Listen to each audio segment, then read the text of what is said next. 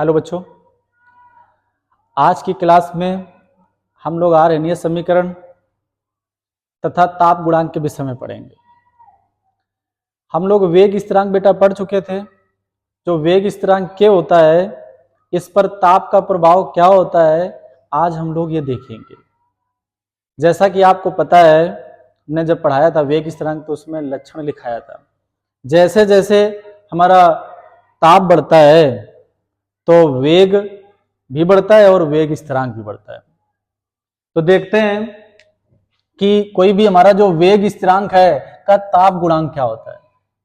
अगर अलग अलग ताप पर हम लोग किसी अभिक्रिया को लें तो ताप गुणांक क्या आएगा। तो ताप गुणांक याद रखना कि लिख लेना, वेग स्थिरांक का ताप गुणांक 10 डिग्री सेल्सियस अंतर के दो भिन्न तापों पर वेग स्थिरांकों के अनुपात के बराबर होता है। जनरली जो ये लिया जाता है तो 25 से 35 डिग्री सेल्सियस के बीच लिया जाता है। तो ताप गुणांक बराबर फार्मूला लिख लेना, KT प्लस 10 डिग्री सेल्सियस और बट्टे KT। इसका मतलब बेटा हमने बताया कि T plus 10 degree Celsius 10 degree Celsius पर वेग स्थिरांक बटे T डिग्री सेल्सियस पर क्या वेग स्थिरांक के अनुपात को ताप गुणांक कहते हैं। ऐसे भी लिख सकते हो। तो ये बेटा हम लोगों ने ताप गुणांक पढ़ लिया। नेक्स्ट हम लोग देखते हैं कि आर्यनीय समीकरण क्या होता है। देखो, हमने यहां पर आप लोगों को बताया कि वेग स्थिरांक जो होता है ताप पर कैसे क्या प्रभावित हो रहा है। तो नेक्स्ट आप लोग लिखोगे आर्यनीय समीकरण। आर्यनीय समीकरण। तो देखो, आर्यनीयस जो स्वांटे आर्यनीयस जी थे, जो हमारे बेटा स्वांटे आर्यनीयस जी थे, इन्होंने बताया कि कोई भी हमारा जो वेग होता है, अब वेग स्थिरांक जो होता है के वो टी पर कैसे प्रभावित करता है। तो इसके लिए इन्होंने एक समीकरण दिया जिसे आर्यनीय समीकरण कहा जाता है। तो लिख लोगे, वेग स्थिरांक के तथा ताप T, वेग स्थिरांक के पर ताप T का प्रभाव जिस समीकरण द्वारा प्रस्तुत किया जाता है उसे आर्यनीय समीकरण कहते हैं। आर्यनीय समीकरण का फार्मूला क्या होगा, K बराबर A e की पावर माइनस EA बटे RT। ये हमारा बेटा समीकरण होता है। तो याद रखना, ऐसा समीकरण जो वेग स्थिरांक तथा T को व्यक्त करे उसे क्या कहेंगे, आर्यनीय समीकरण कहेंगे। ठीक है, तो ये हमारा आर्यनीय समीकरण है। जहां पर बेटा क्या कौन क्या है ये लिख लेना। जहां के क्या है वेग स्थिरांक, के हमारा क्या हो जाएगा वेग स्थिरांक, ए क्या आ जाएगा, देखो आर्यनीयस जी ने बताया था तो आर्यनीयस स्थिरांक है। इसे हम लोग आवृत्ति, इसे हम लोग क्या कहते हैं, आवृत्ति गुणांक भी कहते हैं, या आर्यनीयस स्थिरांक कह सकते हो। ई हमारा क्या होता है, एक्सपोनेंशियल होता है। और ये क्या है, एक्टिवेशन एनर्जी, जिसे सक्रिय ऊर्जा कहते हैं। क्या कहते हैं, सक्रिय ऊर्जा। जूल प्रति मोल में या कैलोरी प्रति मोल में इसका मात्रक होता है। आर क्या होता है, गैस स्थिरांक होता है। जनरली जो यूज किया जाता है 8.314 वैल्यू इसकी जनरली होती है। जब ये जूल में, अगर इस ऊर्जा हमारी कायम है जूल में है तो 8.314 आ जाएगी। ये इस पर डिपेंड करता है, ये जैसा होता है वैसे आर्क लिया जाता है। ठीक है, अर्ग में अगर आएगा तो 8.314 गुणे 10⁻7 और ले लिया जाएगा। टी की बात करते हैं तो ये बेटा क्या होता है, परम ताप। तो काय में, केल्विन में। तो ये बेटा हमारा आर्यनीय समीकरण आ गया। अगर आर्यनीय समीकरण के विषय में आ जाए तो आप बस इतना लिख देना कि ऐसा समीकरण जो वेग स्थिरांक तथा ताप को व्यक्त करता है उसे आर्यनीय समीकरण कहते हैं। ये लिख देना और ये बता देना कौन कहाँ क्या है, बस खत्म हो जाएगा। ठीक है, और ये बहुत इंपॉर्टेंट है, आता जरूर है। तो इतना लिख लिया। अब इसमें बेटा एक चीज और देख लेते हैं, ग्राफ क्या होगा इसका। जनरली अगर ग्राफ देखा जाए, अगर टेम्परेचर के साथ हम लोग के का ग्राफ देखेंगे कैसे ये बढ़ता है, जैसे बताया कि ताप के साथ के बढ़ता है तो इस तरीके ये ग्राफ बढ़ता है इसका ऐसे। तो जैसे जैसे टेम्परेचर बढ़ता जाएगा वैसे वैसे इसका क्या है, वेग स्थिरांक हमारा बढ़ता जाएगा। तो ये इसका ग्राफ हो गया। अब हेडिंग एक लिख लेना नेक्स्ट करके कि ये देखो गणितीय रूप है, वेग स्थिरांक तथा टेम्परेचर का ये गणितीय रूप है, गणितीय समीकरण से व्यक्त किया गया है, जिसे हम लोग आर्यनीय समीकरण कहते हैं। आर्यनीय समीकरण एक प्रकार का गणितीय समीकरण होता है। इसके अन्य रूप बात करते हैं। अन्य रूप का मतलब है और भी इसे कई तरीके से व्यक्त किया जा सकता है आर्यनीय समीकरण को। तो देखते हैं। तो बेटा आर्यनीय समीकरण को व्यक्त करने के लिए हम लोग क्या है, इसे लॉग के फॉर्म में व्यक्त करो। तो लॉग के फॉर्म में व्यक्त करने के लिए देखो क्या कर सकते हो, दोनों पक्षों का क्या ले लो, लॉग ले लो। हमारे पास क्या है, के बराबर ए ई माइनस ए बटे आर टी। ये हमारा किधर, ऐसा करो कि दोनों पक्षों को लॉग ले लो। हम लॉग रूप में व्यक्त कर रहे हैं, दोनों पक्षों का लॉग लेने पर। तो जब बेटा दोनों पक्ष, आप देखो इसका हम एक प्रकार कह सकते, देखो आर्यनीय समीकरण खत्म हो गया, इतना ही था, लेकिन इसका एक पोस्टमार्टम कर रहे हैं। पोस्टमार्टम मतलब इसे और बिल्कुल विस्तृत देख रहे हैं कौन क्या होता है। एक मेन ग्राफ से पूछ लिया जाता है, तो इस वजह से थोड़ा और करना पड़ रहा है। दोनों पक्षों का लॉग लेने पर तो क्या जाएगा, लॉग के बराबर लॉग ए इंटू ई की पावर माइनस ए बटे आर टी। तो ये बेटा क्या जाएगा, लॉग के, इसे देखो लॉग यम इंटू एन होता है, थोड़ा लॉग वाला आना चाहिए। तो इसे बेटा लिख सकते हो लॉग ए और प्लस लॉग ई की पावर माइनस ए बटे आर टी।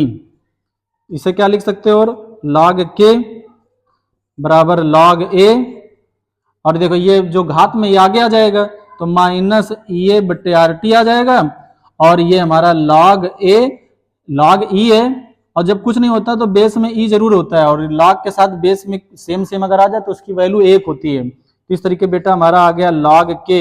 याद रखना सबके बेस में क्या चल रहा है, ई चल रहा है, इसके भी बेस में क्या चल रहा है, ई चल रहा है। और जब बेस में, याद रखना जब लॉग के साथ बेस में ई होता है तो इसे हम लोग ln भी पढ़ते हैं, ठीक है।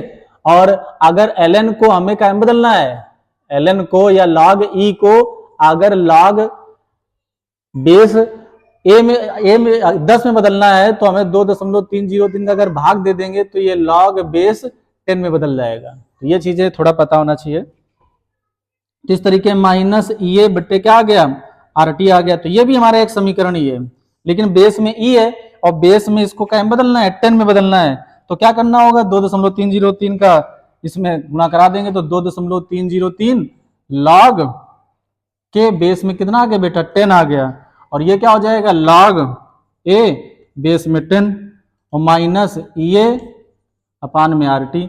2.303 का सब में भाग दे दो, जब भाग दे दोगे तो बेटा कितना आ जाएगा, लॉग के बेस में 10 बराबर लॉग, देखो इसमें भी गुणा करा दिया है, इसमें भी कितने का 2.303 का गुणा हो गया है, माइनस ए बट्टे क्या चल रहा है, आर टी चल रहा है। जब भाग देंगे तो ये कट जाएगा तो कितना आ जाएगा, लॉग ए बेस में 10 और माइनस ये इसमें भी देना पड़ेगा तो 2.303 का भाग इसमें भी दे दिया, और आर टी ये क्या साथ चलता रहा, इसको पहले लिख दो, लॉग के बेस में 10 बराबर इसे बेटा लिख सकते हैं माइनस ए 2.303 आर। अगर ध्यान से देखो तो 1/t नहीं कर सकते का, टी है ऐसे लिख दिया। नेक्स्ट प्लस लॉग ए बेस में 10, ये बेटा हमारा मेन समीकरण आ गया। ये भी हमारा कौन सा समीकरण, आर्यनीय समीकरण ये है, दूसरा रूप है, लॉग के फॉर्म में। अगर ध्यान से देखो तो इसे y बराबर mx यम इंटू यक्स और प्लस सी नहीं लिख सकते क्या, जब तुलना कराओगे तो ये वाई एच है, यम ये हमारा क्या होता है, यम को पता होना चाहिए, ढाल होता है, स्लोप होती है, और यक्स में लिखा जाएगा, सी क्या है, अंताखंड है। तो बेटा एक हमारा ग्राफ जो बनेगा इसके लिए, तो ग्राफ एक आप लोग बना लेना। तो देखो ग्राफ इस तरीके बन जाएगा, ये यक्स अक्ष हो गया, यक्स अक्ष में क्या लिख दिया, 1/t लिख दिया, वाई अक्ष में क्या लिख दिया, लॉग के बेस में 10 ये बता रहा है, और इस तरीके ये अंताखंड कर रहा है, ये ढाल आ गई तो ढाल में क्या जाएगा, माइनस ए बट्टे 2.303 आर। ये बेटा ढाल बता रहा है, ये क्या है, ढाल है। और अंताखंड सी का आ जाए, जो अंताखंड है वो कितना है, लॉग ए बेस में 10। तो ये बेटा ग्राफ है। और कई बार क्वेश्चन पूछा गया है कि log के बेस में 10 के साथ जो ग्राफ बनता है किसके साथ बनता है, 1/t के साथ बनता है। ये हमारा कई बार एग्जाम में ऑब्जेक्टिव में पूछा जा चुका है। जैसा पता है बिहार बोर्ड में 50% ऑब्जेक्टिव आते हैं, तो उसमें जरूर बहुत सारे क्वेश्चन बनते हैं। यूपी बोर्ड में थोड़ा कम आते हैं, लेकिन ये ऑब्जेक्टिव में क्वेश्चन हमारे ये बनते रहते हैं। तो और अगर किसके साथ अगर पूछे, के और टी के साथ पूछे तो ये वाला ग्राफ जैसा बताया, टी इतना के के साथ अगर पूछे तो टी होता है, लॉग के बेस में 10 के साथ पूछे तो 1/t ग्राफ होता है। तो ये हो गया। तो ये बेटा हमारा क्या है, आर इनर समीकरण आ गया। इसे आप लोग नोट कर लो, ठीक है। हम हट जाते हैं, इसे नोट कर लो अच्छे से, स्क्रीनशॉट ले लो। नेक्स्ट, इसी को बेटा हम लोग क्या कर सकते हैं, विभिन्न तापों पर भी लिख सकते हैं। जैसा एक और तरीका होता है, जैसे हमारे पास ये वाला है, अब इसको हम लोग क्या अलग अलग ताप में अगर लिखना चाहें, अलग अलग ताप मतलब T1 और T2 टेम्परेचर पर अगर देखें तो क्या होगा, तो देखते हैं बेटा T1 तथा T2 तापों पर समीकरण क्या बनकर आ जाएगा।